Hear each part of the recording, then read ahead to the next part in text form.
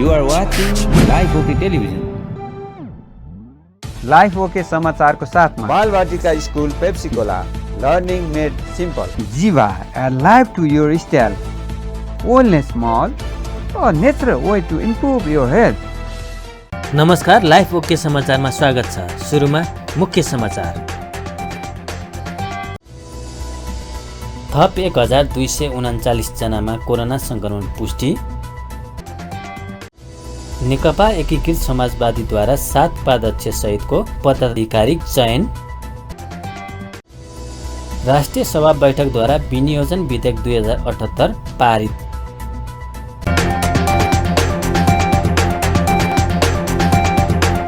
अब समाचार विस्तारमा। नेपालमा बिहिबार थप 1239 जनामा कोरोना संक्रमण पुष्टि भएको छ। देशभर गरिएको 11629 पीसीआर परीक्षणका क्रममा 941 जना र 3614 एन्टिजेन परीक्षणका क्रममा 298 जनामा कोरोना संक्रमण पुष्टि भएको स्वास्थ्य मन्त्रालयले जनाएको छ। यो सँगै नेपालमा कोरोना संक्रमितको संख्या 8,78,676 पुगेको छ। यस्तै कोरोनाका कारण थप 13 जनाको मृत्यु भएको छ। हालसम्म नेपालमा 11,072 जनाले कोरोनाका कारण ज्यान गुमाएका छन्। त्यस्तै थप 1324 संक्रमित कोरोना मुक्त हुँदा हालसम्म नेपालमा 7,56,954 संक्रमित कोरोना मुक्त भएका छन्। हाल नेपालमा 20,743 सक्रिय संक्रमित आइसोलेसन र 246 जना क्वारेन्टाइनमा रहेको मन्त्रालयले जनाएको छ। नेकपा एकीकृत समाजवादीले 7 उपाध्यक्ष सहितको पदाधिकारी चयन गरेको छ। बिहिबार सम्पन्न सो पार्टीको केन्द्रीय कमिटी बैठकले पार्टी केन्द्रीय कमिटीमा 7 उपाध्यक्ष, 3 उपमहासचिव र 4 सचिव चयन गरेको समाजवादीका प्रचार विभाग प्रमुख जगन्नाथ खतिवड़ाले जानकारी दिनुभयो। त्यस्तै पार्टीको महासचिवमा डाक्टर बेदुराम भुषाललाई चयन गरेको छ भने सचिवमा नागेन्द्र प्रसाद चौधरी, जगन्नाथ खतिवड़ा, राजेन्द्र कुमार राई र रामकुमारी झाँक्रीलाई चयन गरिएको छ। त्यस्तै वरिष्ठ नेतामा झलनाथ खनाल र नेतामा मुकुन्द न्यौपानेलाई राखिएको छ। बैठकले 35 सदस्यीय स्थायी कमिटी गठन गरिएको र 71 संसदीय पोलिट ब्युरो गठन गरिएको तथा केन्द्रीय कमिटी सदस्य पूर्ण र वैकल्पिक गरी जम्मा 301 सदस्य गठन गरिएको खतिवड़ाले बताउनुभयो। त्यस्तै केन्द्रीय सदस्यहरूलाई सम्पूर्ण देश तथा जिल्लामा इन्चार्जहरूको जिम्मेवारी प्रदान गरिएको उहाँले बताउनुभयो। बैठकबाट तत्कालीन कार्ययोजना 2078 पारित गरिएको खतिवड़ाले जानकारी दिनुभयो। बैठकले समसामयिक प्रस्तावहरू पारित गरेको छ, जसमा कोरोना नियन्त्रण र खोपका लागि सरकारले प्रभावकारी कदम चाल्नुपर्ने, चाडबाडका बेला हुन सक्ने काला बजेटलाई रोक्नुपर्ने लगायतका छन्। त्यस्तै एमसीसीको अहिलेको अवस्था मुलुकको हित विपरीत रहेको भन्दै यसलाई यथास्थितिमा अघि बढाउन नहुने निष्कर्ष बैठकको रहेको खतिवड़ाले जानकारी दिनुभयो। माधव कुमार नेपाल हाम्रो पार्टी अध्यक्ष हुनुहुन्छ। उहाँको नेतृत्वमा, उहाँको अध्यक्षतामा 301 सदस्यीय केन्द्रीय कमिटी गठन गरिएको छ। 301 भित्र पूर्ण र वैकल्पिक सदस्यहरू दुवै पर्नेछन्। त्यसको अनुपात निकालेर हामी तपाईहरुलाई केही पछाडि भन्नेछौँ। यसै गरी पोलिट ब्युरो 71 सदस्यीय गठन गरिएको छ। यसै गरी स्थायी कमिटी सदस्य 35 सदस्यीय गठन गरिएको छ। यसका पदाधिकारीहरूमा निम्न अनुसार रहेका छन्: अध्यक्ष कमरेड माधव कुमार नेपाल, वरिष्ठ नेता कमरेड झलनाथ खनाल, नेता कमरेड मुकुन्द न्यौपाने, उपाध्यक्ष कमरेड राजेन्द्र पाण्डे, उपाध्यक्ष कमरेड प्रमेश हमाल, उपाध्यक्ष कमरेड घनेन्द्र बस्नेत, उपाध्यक्ष कमरेड केदार न्यौपाने, उपाध्यक्ष कमरेड केशवलाल श्रेष्ठ, उपाध्यक्ष कमरेड धर्मनाथ शाह, उपाध्यक्ष कमरेड जयन्ती राई, महासचिव कमरेड डाक्टर बेदुराम भुषाल, उपमहासचिव कमरेड प्रकाश ज्वाला, उपमहासचिव डाक्टर गङ्गालाल तुलाधर, उपमहासचिव डाक्टर विजय पौडेल, सचिव कमरेड नागेन्द्र प्रसाद चौधरी, सचिव कमरेड जगन्नाथ खतिवड़ा, सचिव कमरेड राजेन्द्र कुमार राई, सचिव कमरेड रामकुमारी झाँक्री। यसै सम्पूर्ण प्रदेश तथा जिल्लाका इन्चार्जहरूको जिम्मेवारी प्रदान गरिएको छ, अर्थात् केन्द्रीय कमिटीको कार्यविभाजन गरिएको छ। अघि केही कार्यविभाजन मैले सुनाएँ, अरू केही कार्यविभाजन केन्द्रीय कमिटीको सदस्यको कार्यविभाजन अब पत्रकार सम्मेलन मार्फत हामी यहाँहरूलाई जानकारी गराउनेछौँ। धेरै भएको हुनाले अहिले यो समय अनुकूल भएन। केन्द्रीय कमिटी बाहेकका सबै कमिटीमा 2 उपाध्यक्षको व्यवस्था गरिएको छ। केन्द्रीय कमिटीमा हामीसँग 7 उपाध्यक्षसम्म हुनुहुन्छ, तर माथि केन्द्रीय कमिटी बाहेक तल वडा कमिटीसम्मका कमिटीहरूमा पनि 2 उपाध्यक्षको व्यवस्था गरिएको छ। महिला तथा युवा सहभागिताका सन्दर्भमा पार्टीका सम्पूर्ण तहमा महिलाहरूको लागि 1/3 र युवाहरूको लागि 40% को सेरोफेरो, 40%, 50%, 39% पनि हुन सक्ला। यसको सेरोफेरोमा उच्च प्राथमिकताका साथ व्यवस्थापन गर्ने नीति लिएको छ। आजको बैठकबाट तात्कालिक कार्ययोजना 2078 पारित गरिएको छ। यो 3 महिनाको कार्ययोजना बनेको छ। यस कार्ययोजनाभित्र नेपाली कम्युनिस्ट आन्दोलनमा हावी भएको दक्षिणपन्थी अवसरवाद र विसर्जनवादी प्रवृत्तिको भण्डाफोर गर्ने कार्यक्रम रहेको छ। पार्टीका नीति, सिद्धान्त र कार्यक्रमहरूको प्रचार प्रसार गर्ने, कम्युनिस्ट आन्दोलनका राम्रा र उपलब्धिमूलक विधि र परम्पराहरूको पुनर्जागरण गर्ने, 3 महिनाभित्र देशका सबै स्थानीय तहका वडा कमिटी गठन गर्ने, वडा तहसम्मका कमिटीहरू माथिदेखि तलसम्म गठन गर्ने लक्ष्य राखिएको छ। साथै विभिन्न तहका कमिटीहरूको गठन, पुनर्गठन, विस्तार, रूपान्तरण, सदस्यता वितरण तथा भेला बैठक एवं छलफलहरूको आयोजना गरिनेछ। केन्द्रीय परिषद गठन गर्ने निर्णय गरिएको छ। उक्त केन्द्रीय परिषदमा प्रत्येक प्रादेशिक निर्वाचन क्षेत्रबाट कम्तीमा 1 जनाको प्रतिनिधित्व हुने गरी र केन्द्रीय आयोग, विभाग र जनसङ्गठन समेतको आवश्यक प्रतिनिधित्व हुने गरी केन्द्रीय परिषद 701 सदस्यीय हुनेछ। कोभिडको व्यवस्थापन, सामग्रीहरू आदि सबै कुराको व्यवस्थापन, उपचार, रोकथाम, यसका प्रिकसन, सावधानीका सम्पूर्ण उपायहरू अवलम्बन गर्न र यसलाई उच्च प्राथमिकता दिन नेपाल सरकारलाई आह्वान गरिएको छ। अर्को छ दशैं, तिहार, चाडपर्व, अनेकौँ राष्ट्रिय पर्वहरू आइरहेका छन्। जनताले यो उपभोक्ताहरूले अझ बढी खपत गर्ने समय हो। यसकारण बजारमा वस्तुभाउको सामान उपलब्ध भइराख्नको निम्ति कृत्रिम अभाव सिर्जना नगर्न र मूल्य वृद्धि नगर्न सरकारलाई सचेत गराउँदै सुपथ मूल्यका पसलहरू समेत सञ्चालन गर्न आह्वान गरिएको छ। एमसिसीको बारेमा अत्यन्तै ठुलो चर्चाको विषय भइरहेको बेलामा हामीले यो राष्ट्रिय हितको आज अनुकूल नभएको, यसकारण आजको अवस्थामा यसलाई पारित गर्न अगाडि बढ्न नसकिने, राष्ट्रिय हितको अनुकूल बनाई राष्ट्रिय सहमति कायम गरी, राजनीतिक सहमति कायम गरी मात्रै अगाडि बढ्न सकिनेछ। आजको अवस्थामा अगाडि बढ्न सकिँदैन भन्ने प्रस्ताव हामीले पारित गरेका छौँ। त्यसअघि बैठकमा नेकपा एकीकृत समाजवादीका अध्यक्ष माधव नेपालले आफ्नो पार्टीले जनताको बहुदलीय जनवादलाई आत्मसात गर्न चाहेको धारणा राख्नुभयो। उहाँले एमाले कब्जा गरेर बसेका व्यक्तिहरूले भ्रम र बदनाम गर्ने प्रयास गरिरहेको भन्दै आफूहरू विचलिन नहुने बताउनुभयो। उहाँले जनताको विश्वासलाई घात नगर्ने स्पष्ट पार्नुभयो। नेपालले मन्त्रीमण्डललाई पूर्णता दिन ढिलाइ भएको र छिट्टै यसले पूर्णता पाउने बताउनुभयो। नेकपा एमाले कब्जा गरेर बसेका व्यक्तिहरूले हाम्रा विरुद्धमा विष भमन गरिरहेका छन्, धुवाँधार विरोध गरिरहेका छन्, भ्रम पैदा गर्ने कोसिस गरिरहेका छन्, हामीलाई बदनाम गर्ने कोसिस गरिरहेका छन्। यी कुनै कुराहरूबाट हामी विचलित हुनुपर्ने आवश्यकता छैन। हामी सही बाटोमा छौँ, सही दिशामा अगाडि बढिरहेका छौँ, सही अडानमा उभिएका छौँ र हामी अहिले नेपाली जनताको माझमा, नेपाली क्रान्तिकारीहरूको माझमा, नेपालका लोकतान्त्रिक शक्तिहरूको माझमा हामी आशाको केन्द्रको रूपमा उभिएका पनि छौँ। धेरैको हामीले समर्थन पाएका छौँ, धेरैको विश्वास प्राप्त गरेका छौँ र यो विश्वासलाई हामी कहिले पनि विश्वासका विरुद्धमा हामी जाने छैनौँ र यो आशा अपेक्षा अनुरूप अगाडि बढ्नेछौँ भन्ने कुरामा हामीले विशेष ध्यान दिनुपर्ने आवश्यकता पर्छ। यो सरकारले पूर्ण आकार प्राप्त गर्नका लागि केही ढिला भएको छ। ढिला भएको कारण तपाईलाई जानकारी छँदैछ। यसै बीचमा अध्यादेशको सन्दर्भमा पनि केही कुराहरू उठिरहेको छ। त्यो अध्यादेशको बारेमा पनि कसैले भ्रम राख्नुपर्ने आवश्यकता छैन। त्यो अध्यादेश अनुसार निर्वाचन आयोगले निर्वाचनको ऐनमा र नियमावलीमा संशोधन र सुधार गरेपछि, त्यसले वैधानिकता प्राप्त गरिसकेपछि हामीले यो 2078 भदौ 4 गतेका दिनमा नेपाल कम्युनिस्ट पार्टी एकीकृत समाजवादी हामीले दर्ता गर्यौँ। त्यो दर्ता गर्नका लागि नेपाल कम्युनिस्ट पार्टी एमालेबाट हामीले विद्रोह गर्यौँ। 55 जनाको शनाखत केन्द्रीय कमिटीका सदस्यहरूको त्यहाँ हामीले शनाखत गरेका छौँ र शनाखतका सन्दर्भमा अनेकौँ किसिमका भ्रमहरू पैदा गर्न खोजिएको छ।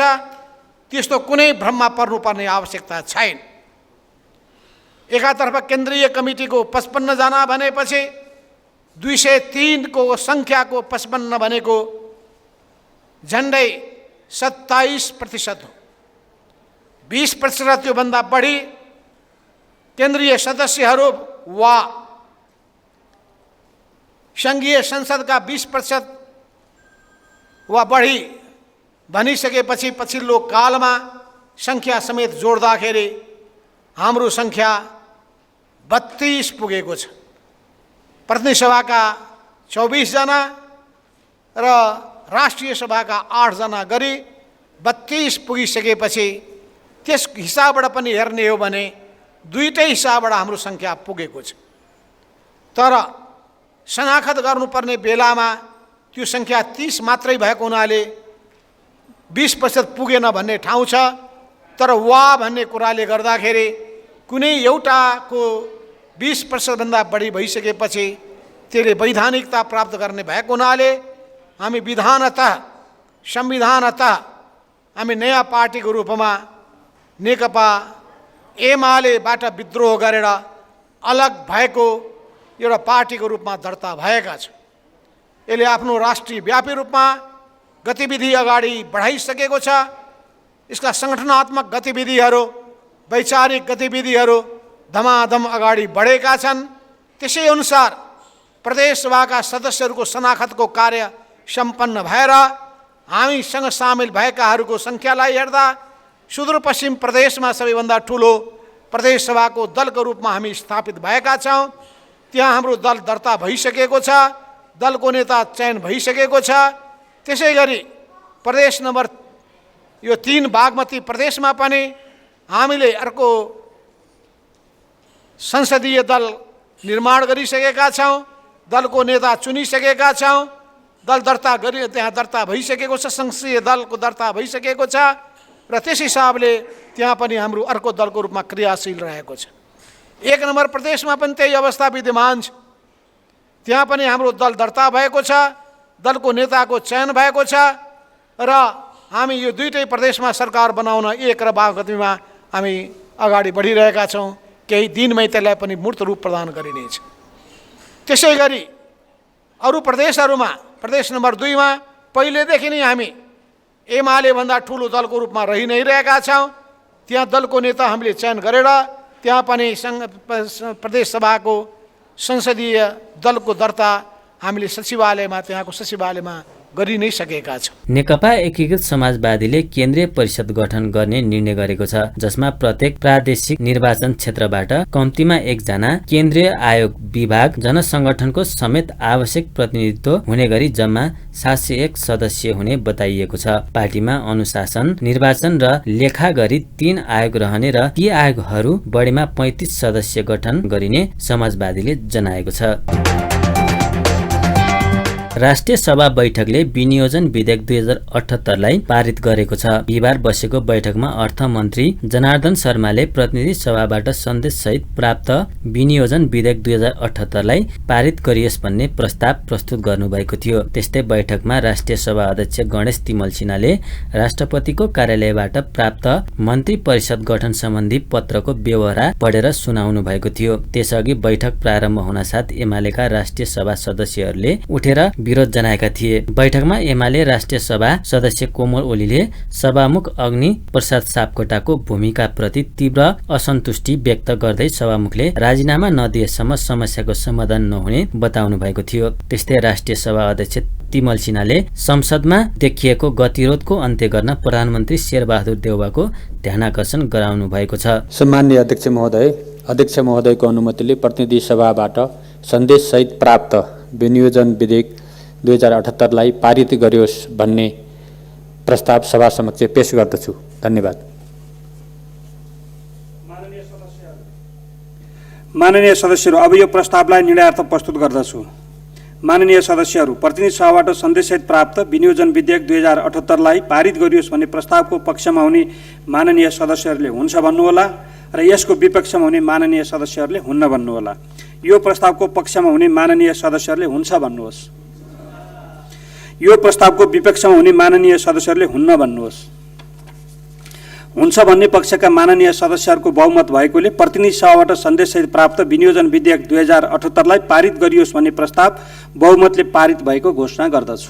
कुर्सीको महत्त्व राख्न नसक्नुका कारण, नियम पालना नगर्नुका कारणले गर्दाखेरि राष्ट्रिय सभामा पनि त्यसको असर पर्यो र विभाजन हुन पुग्यो।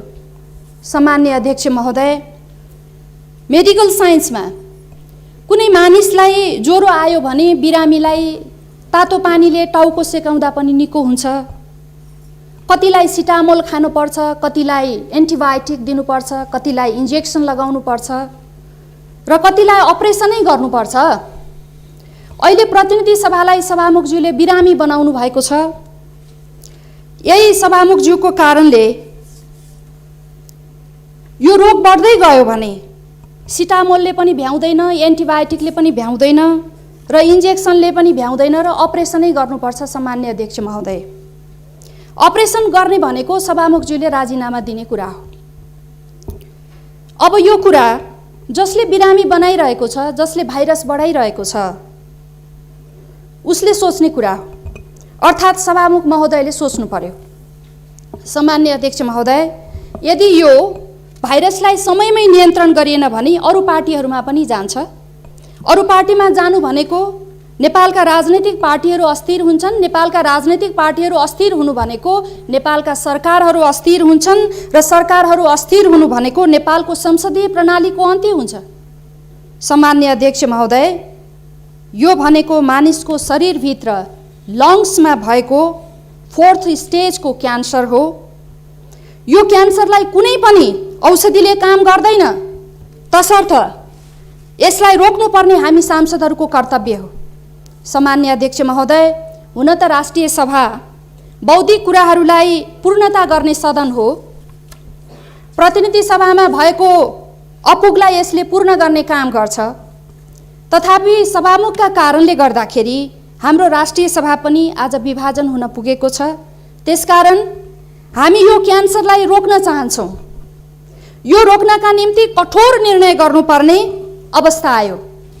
नचाहँदा नचाहँदै पनि वादे वादे जायते तत्त्वबोध भनेर जुन छलफल गर्ने ठाउँ हो, त्यसलाई बाध्यतापूर्वक रोक्नुपर्ने भएको छ। यो रोक्नुको मतलब 4th स्टेजको क्यान्सरलाई अगाडि बढ्न नदिनु हो, क्यान्सर हुन नदिनु हो। सम्मान्य अध्यक्ष महोदय, भलै बुद्धिजीवीहरूको सोचाइमा राष्ट्रिय सभा किन बन्द गर्ने भन्ने छ, तर प्रतिनिधि सभा र राष्ट्रिय सभा एकअर्काका पूरक हुन्। त्यसैले राष्ट्रिय सभाको कारबाही पनि अगाडि बढ्न सक्दैन। सम्मान्य अध्यक्ष महोदय, धन्यवाद।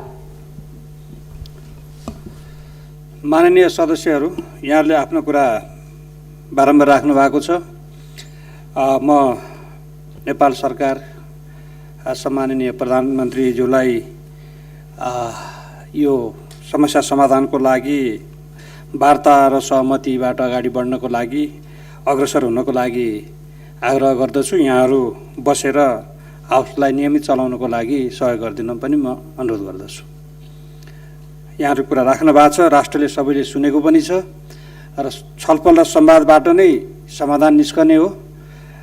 त्यसो भएको हुँदाखेरि हामी छलफलको माध्यमतिर जाउँ, हाउसलाई नियमित चलाएर त्यसो गर्दा त्यसो बनिएर राम्रो पनि हुन्छ।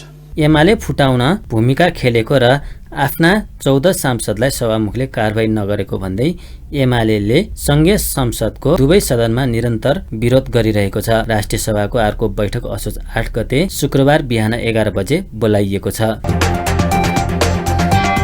प्रमुख प्रतिपक्षी नेकपा एमालेको विरोधका बीच प्रतिनिधि सभा बैठकले विनियोजन विधेयक 2078 र राष्ट्र ऋण उठाउने विधेयक 2078 लाई बहुमतले पारित गरेको छ। एमाले सांसदको विरोधका बीच अर्थमन्त्री जनार्दन शर्माले बिहिबारको बैठकमा उक्त दुई विधेयक पारित गरियोस् भन्ने प्रस्ताव प्रस्तुत गर्नुभएको थियो। दुई विधेयक पारित भएसँगै सरकारलाई बजेट खर्च गर्न र ऋण उठाउने बाटो खुलेको छ। त्यसअघि बिहिबारको बैठक सुरु हुने बित्तिकै एमालेका सांसदहरूले रोस्टम घेराउ गरेका थिए। विरोधका बीच सभामुख अग्नि सापकोटाले दुई विधेयकमाथिको छलफललाई अघि बढाउनु भएको थियो भने छलफलमा नेमकिपाका सांसद प्रेम सुवालले मात्र भाग दिनुभयो। छलफलमा उठेका प्रश्नको जवाफ दिँदै अर्थमन्त्री शर्माले बागमती प्रदेशमा उद्योग सञ्चालन हुँदा प्रदूषण भएको विषयमा बागमती प्रदेशबाट अन्य प्रदेशमा उद्योग सार्ने प्रक्रिया सुरु भएको बताउनुभयो। उहाँले करको दायरा वृद्धि गरेर राजस्वलाई वृद्धि गर्ने नीति रहेको जानकारी दिनुभयो। पुस्तकालय शिक्षा सञ्चालन गर्ने सकारात्मक कुराहरू मान्ने सदस्यका आएका छन्। त्यो शिक्षा सम्बन्धी कार्यक्रम र नीतिहरूमा उल्लेख गरेको कुरा पनि म स्पष्ट गर्न चाहन्छु। र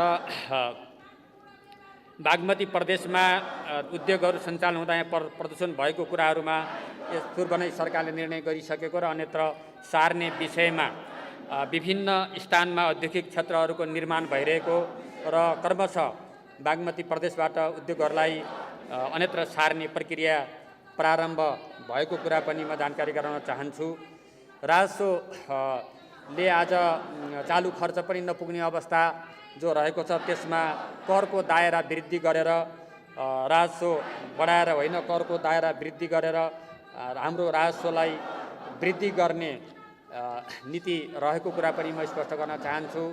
र सँगै आयकर ऐन 2058 को दफा 32 मा वार्षिक वृद्धि र किस्ताबन्दी बिक्री र वित्तीय पट्टा अन्तर्गतका भुक्तानीको चित्रीकरण सम्बन्धी व्यवस्था गरिएको छ। माननीय सदस्यले आफ्नो संसदमा राख्नुभएको विषयको सन्दर्भमा यो भन्न चाहन्छु। जहाँसम्म पैतृक सम्पत्तिमा लाभ करको सवाल छ, आयकर ऐन 2058 ले 3 पुस्ताभित्रको पैतृक सम्पत्ति हस्तान्तरणमा लाभ कर नलाग्ने गरी व्यवस्था गरेको हुँदा त्यसमा त्यो कुरा पनि म मानिसहरूलाई जानकारी गराउन चाहन्छु। यो प्रस्तावको पक्षमा हुने मान्य सदस्यले हुन्छ भन्नुहोला र यसको विपक्षमा हुने मान्य सदस्यले हुन्न भन्नुहोला। यो प्रस्तावको पक्षमा हुने मान्य सदस्यले हुन्छ भन्नुहोस्, यसको विपक्षमा हुने मान्य सदस्यले हुन्न भन्नुहोस्। हुन्छ भन्ने पक्षका मान्य सदस्यहरूको बहुमत भएकोले राष्ट्र ऋण उठाउने विधेयक 2078 बहुमतले पारित भएको घोषणा गर्दछु। मान्य सदस्यहरू बैठकमा सभामुख अग्नि प्रसाद सापकोटाले राष्ट्रपतिको कार्यालयबाट प्राप्त मन्त्री परिषद गठन सम्बन्धी पत्रको व्यवहार पढेर सुनाउनु भएको थियो। त्यस्तै बैठकमा प्रतिनिधि सभाका सचिव गोपालनाथ योगीले विनियोजन विधेयक 2078 का सम्बन्धमा राष्ट्रिय सभाबाट प्राप्त सन्देशको जानकारी गराउनु भएको थियो। प्रतिनिधि सभाको अर्को बैठक असोज 11 गते दिउँसो 2 बजे बस्नेछ। क्रियाशील विवाद समाधान गर्नुपर्ने मागसहित धरनामा बसेकाहरूलाई मन्त्रीले हातपात गरेको भन्दै काङ्ग्रेसका नेता कार्यकर्ताले पार्टी कार्यालय सानेपामा नाराबाजी सहित विरोध गरेका छन्। बिहिबार सानेपामा काङ्ग्रेस संस्थापन इतर समूहको नेताहरू सहित कार्यकर्ताहरूले नाराबाजी सहित विरोध जनाएका हुन्। काङ्ग्रेस सांसद अमरेश कुमार सिंहको नेतृत्वमा भएको विरोध प्रदर्शनमा नेताहरू प्रकाश मानस सिंह, शेखर कोइराला लगायतका नेता तथा कार्यकर्ताहरू सहभागी थिए। मंगलबार प्रदेश 2 का युवा तथा खेलकुद र महिला बालबालिका मन्त्री वीरेन्द्र प्रसाद सिंहले सर्लाही जिल्ला बरहथवा नगरपालिका 4 का वडा अध्यक्ष लाखिन्द्र महतोलाई हातपात गरेको उनीहरूको आरोप छ। प्रदर्शनमा सहभागीहरूले विधान सम्मत क्रियाशील लागू गर्नुपर्ने, गुण्डागर्दी बन्द गर्नुपर्ने लगायतका नारा लगाएका थिए। त्यस्तै काङ्ग्रेस नेता शेखर कोइराला प्रदेश 2 का 8 जिल्लाका क्रियाशील विवाद टुङ्गो लगाउन नसकेको अवस्थामा धरनामा बसेको माथि नै हातपात हुने घटना रहस्य नहुने बताउनुभयो। पार्टी कब्जा गर्ने उद्देश्यले जिल्ला जिल्लामा गुण्डागर्दी बढेको उहाँले बताउनुभयो। गलत प्रवृत्तिका गलत ब्याकग्राउन्डबाट आएको देश नम्बर 2 को 8 वटा जिल्लामा क्रियाशील आजसम्म पनि पुग्न सकेको छैन र यो अहिले जुन सर्लाहीको 4 नम्बर क्षेत्रमा भन्नुस्, 2 नम्बर क्षेत्रमा भन्नुस् या अन्य जिल्लाका क्षेत्रहरूमा भन्नुहोस् हरेक दिन क्रियाशीलको विषयमा बिहान एउटा निर्णय हुन्छ, दिउँसो अर्को निर्णय हुन्छ, राति अर्कै निर्णय हुन्छ। पार्टी कब्जा गर्ने हिसाबले जिल्लामा नेताहरूले गुन्डागिर्दीको जुन देखाइरहनु भएको छ, गरिरहनु भएको छ, त्यो नेपाली कांग्रेसका कार्यकर्ताहरूलाई स्वीकार्य हुँदैन। आदरणीय साथीहरू, भर्खरै सम्पन्न डडेलधुरा जिल्लाको जिल्ला अधिवेशनमा जो सभापतिजीको आफ्नै जिल्ला हो, प्रधानमन्त्रीजीको आफ्नै जिल्ला हो, त्यहाँ पुलिस प्रशासन लगाएर डडेलधुराको जिल्ला अधिवेशन गरियो। नेपाली कांग्रेसको इतिहासमा 75 वर्षको इतिहासमा त्यो कहिले पनि भएको थिएन। कुनै पनि जिल्लामा, कुनै पनि वडामा हुँदैन। पुलिस प्रशासन लगाएर अधिवेशन गर्ने। र अहिले तपाईकै जिल्लाको कुरा गरौँ, अहिले जुन घटना अमरेशजीले पनि भन्नुभयो, त्यो घटना हामीहरूले टेलिभिजनमा पनि हेरिसकेका छौँ। सर्लाही जिल्लाको त्यो नेपाली कांग्रेसका कार्यकर्ताहरूलाई हामीहरूलाई कहिले स्वीकार्य हुन सक्दैन। त्यस्तै कांग्रेस नेता अमरेश कुमार सिंहले कार्यकर्ता कुट्ने मन्त्रीलाई कारबाही गर्न माग गर्नुभयो। क्रियाशील सदस्यताको टुङ्गो नलाग्दा कांग्रेसको महाधिवेशन कार्यतालिका नै प्रभावित भएको छ। नेपाली सेनाको प्रथम कमान्ड सेनापति समन्वयात्मक बैठक 2078 बिहिबारदेखि सुरु भएको छ। काठमाडौँको भद्रकाली स्थित जंगी अड्डामा आयोजना गरिएको बैठकको प्रधानमन्त्री शेरबहादुर देउवाले उद्घाटन गर्नुभयो। उद्घाटन कार्यक्रममा प्रधानमन्त्री देउवाले सेनाद्वारा भइरहेका विकास निर्माणका कार्य लगायत सेनाले सञ्चालन गर्ने योजना गरेका दीर्घकालीन महत्त्वका कार्यहरूमा स्रोतको सुनिश्चितता गर्न सरकारको हर सम्भव प्रयास रहने बताउनुभयो। त्यस्तै प्रधान सेनापति प्रभुराम शर्माले नेपाली सेना जस्तोसुकै परिस्थितिमा पनि संविधान प्रति जिम्मेवारी निर्वाह गर्न र सरकारका विधि सम्मत आदेशहरू पालना गर्न कटिबद्ध रहेको बताउनु भएको थियो। कार्यक्रममा नेपाली सेना र रक्षा मन्त्रालयको तर्फबाट प्रधान सेनापति र रक्षा मन्त्रालयको तर्फबाट प्रधान सेनापति र रक्षा मन्त्रालयका सचिव बीच कार्य सम्पादन सम्झौता समेत भएको थियो। बैठकमा महानिर्देशालय कार्यालय र विभागका प्रमुख तथा कमान्ड सेनापतिहरूले वर्तमान वस्तुस्थिति कार्य समीक्षा प्रस्तुत गर्ने सेनाले जनाएको छ। लगातार 2 दिन बढेको सुनचाँदीमा गिरावट आएको छ। सुन तोलामा 500 रुपियाँले घटेको हो। नेपाल सुनचाँदी व्यवसायी महासंघ अनुसार छापला सुन प्रति तोला 89,600 रुपियाँमा कारोबार भइरहेको छ। त्यस्तै तेजापी सुन प्रति तोला 89,150 रुपियाँ तोकिएको छ। चाँदीको मूल्य पनि घटेको छ। यस दिन चाँदी तोलामा 10 रुपियाँले ओह्रालो लागेर प्रति तोला 1,155 रुपियाँमा किनबेच हुँदैछ।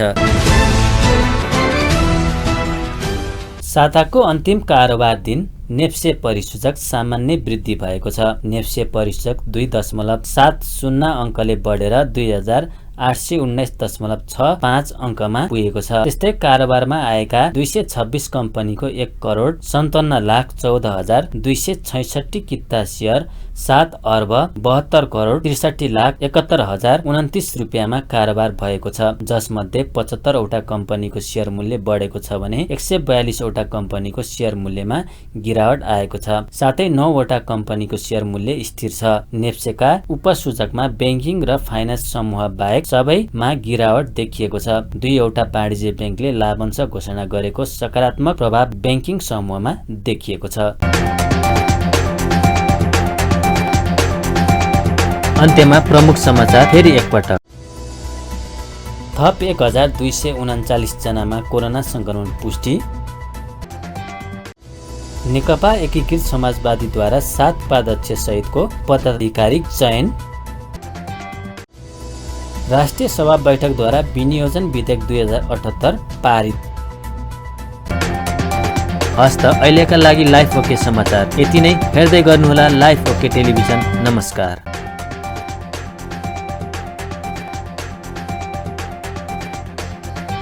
लाइफ ओके समाचारको साथमा Balvatika school Pepsicola learning made simple, Jiva a life to your style, wellness mall, a natural way to improve your health.